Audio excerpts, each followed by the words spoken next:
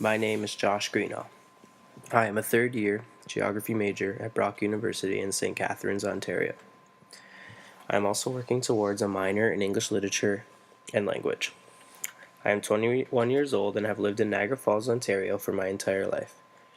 In the geography department at Brock University, a variety of courses are offered. The diversification of these courses offer an introduction into both human and physical components of geography. Geography 3P74 is the first course I've taken that deals with feminism. Throughout the first few lectures of Ebru's Geography 3P74, I was exposed to the issues of gender equality. This changed the way I looked at social issues, and I was interested in addressing gender in sports. As gender equality is an issue that exists in most social contexts, I assumed that there would be gender inequalities throughout sport. With the Olympics taking place during my research, I paid very close attention to Olympic and other international sporting events.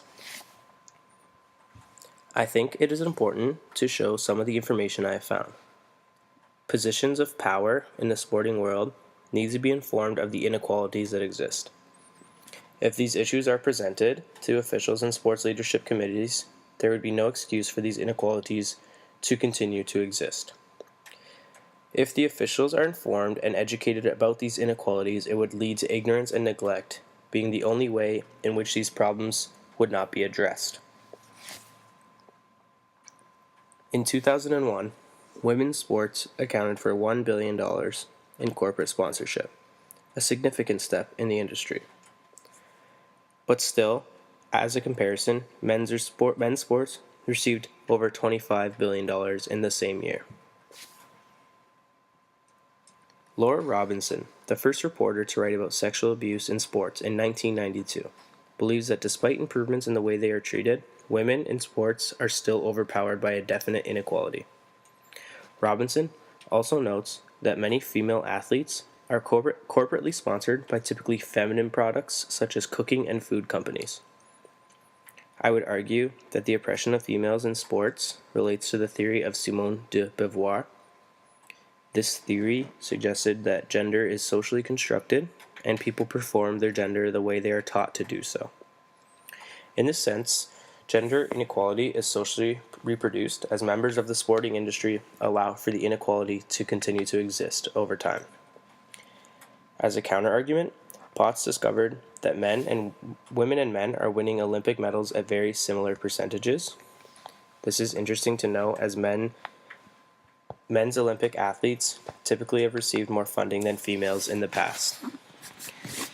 Canada and the United States both sent more women than men to the 2012 Summer Olympic Games, and their female athletes won more medals with less funding. Edward Keon also recognized an advancement of women's Olympic sports, as 45% of athletes in 2012 were female, compared to only 23% in the 1984 Olympic Games in Los Angeles.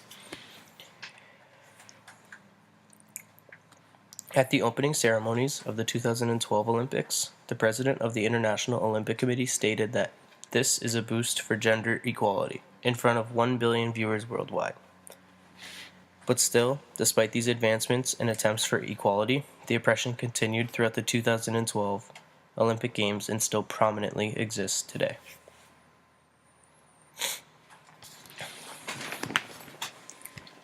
Many journals and existing podcasts have direct relation to geography and gender. As discussed in the 3P74 lecture, feminism is viewed as a patriarchy.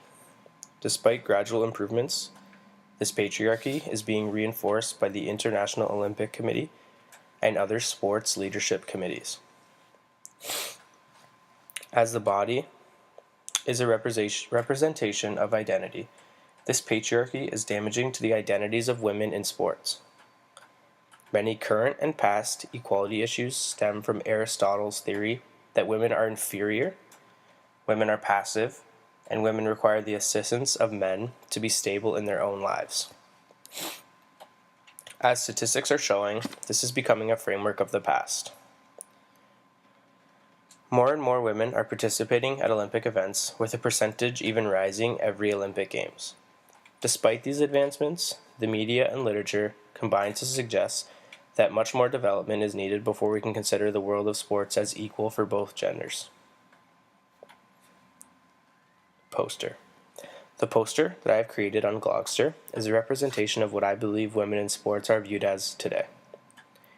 When doing initial research for this project, I began by brainstorming using Google.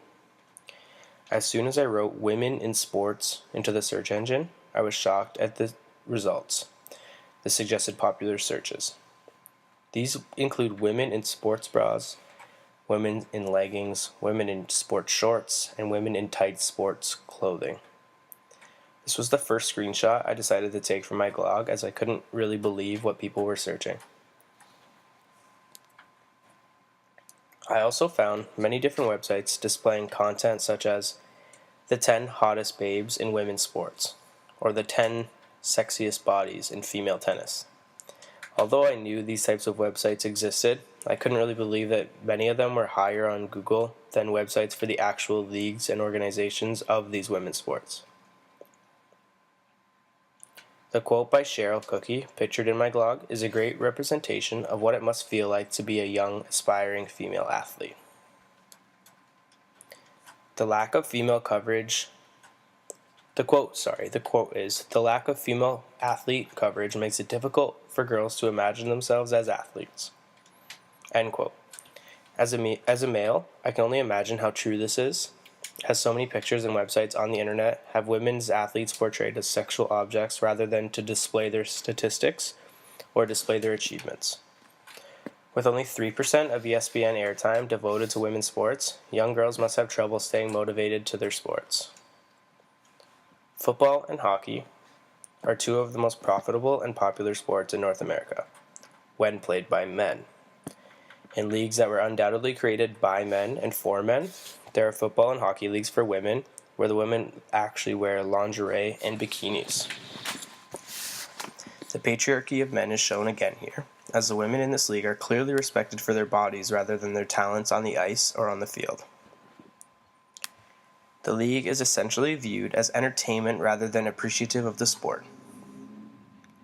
In all pictures for the sport, I could only find very skinny women participating. This is a bit ironic, I found, as male football is a sport where larger men often participate, as strength becomes a large key component. Just seems a bit different. As a young female who liked to play football, how do you strive to play football for a career when the only female you see is played in lingerie? When completing the poster, I thought it would only be fair to bring in content from 3 of the largest sports companies in the world. These companies were Nike, Adidas, and Reebok. It was interesting to note how hypocritical all 3 of these companies are in terms of how they display women athletes. In 3 different pictures on my blog poster, the companies portray women in sexual ways. In both the Nike and Adidas ads, the women in the photos are actually wearing see-through shirts. In the Adidas ad, the woman is holding a soccer ball as she wears the sexual clothing. This is a bit ironic, I found, as she's wearing a bikini bottoms and a shirt that covers about 1/3 of her upper body. This isn't exactly what I would view as soccer gear. In the Reebok ad, it is ironic that the advertisement is for shoes, but they barely even show or emphasize the shoes in the photo. Rather, the woman's body is the main focus of the photo, completely unrelated to the product they are trying to sell. As a significant contrast, I chose to display 3 video advertisements from the companies below the pictures. These videos try to display women in a more respectful way, almost in a method that views the advancement of women as a movement. This is likely successful for somebody who watches it, but people need to realize how they treat women in their print advertisements as a comparison. This poster is geared toward the leaders of sports and sporting companies. With posters such as the one I've created, an awareness needs to be made for the gender inequality in sports. There is undoubtedly a problem with the way females are viewed in sports, and education and awareness may be the first step to solving this problem. There have certainly been advancements over the last several decades to the way society viewed women in sports. Should we be proud of those? I suppose. But we are by no means even close to having an equal playing field for both genders when it comes to the world of sports. On the amateur, professional, and international scales, gender inequality is still a very significant issue that needs to be continuously addressed in our society. Thank you for listening to my podcast. My name is Josh Greeno. Have an amazing day.